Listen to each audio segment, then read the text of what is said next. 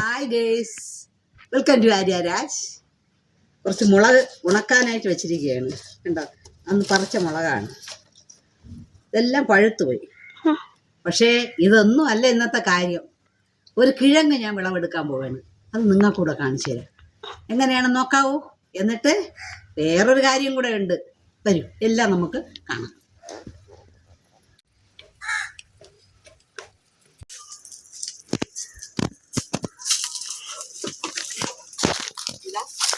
ഇവിടെയാണ് ഞാൻ പറഞ്ഞ സംഭവം. കണ്ടോ, നല്ല പരിചിതമായി ചേമ്പ് എല്ലാ ഇലയും പഴുത്തു, നന്നായിട്ട് പരുവായി നിൽക്കുന്നത്. അതിന് ആ 2-3 ചെറിയ ഇല മാത്രമേ ഉള്ളൂ. അപ്പോൾ നമുക്കതിനെ ഇന്ന് ഉഴുതെടുക്കാം.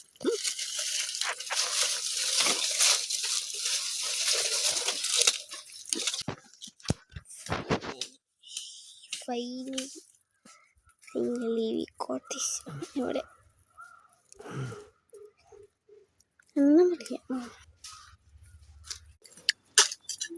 സ്വപ്നങ്ങളൊക്കെയും പങ്കുവയ്ക്കാം, ദുഃഖഭാരങ്ങളും പങ്കുവയ്ക്കാം, ആശതൻ തേനും നിരാശതൻ കണ്ണീരും ആത്മദാഹങ്ങളും പങ്കുവയ്ക്കാം. ഇനി സ്വപ്നങ്ങളൊക്കെയും പങ്കുവയ്ക്കാം. ഇതാ എൻ്റെ സ്വപ്നമാണ്. ഇതെല്ലാം നിങ്ങളായിട്ട് പങ്കുവയ്ക്കുന്നത്. ഇത്രയേ ഉള്ളൂ. കുഴപ്പമില്ല, മതി. എനിക്ക് ഇത് വച്ച് ഞാനിന്നൊരു കറി ഉണ്ടാക്കി നിങ്ങൾക്ക് കാണിച്ചു തരാം. എന്താ, കാണാവോ? ചേമ്പും കിഴങ്ങ് വെച്ച് നമ്മൾ സാമ്പാർ വയ്ക്കും, പുഴുങ്ങി കഴിക്കും. പിന്നെ വേറെന്താ ചെയ്യുന്നത്? ഞാൻ വേറൊരു കാര്യം ചെയ്യാറുണ്ട്.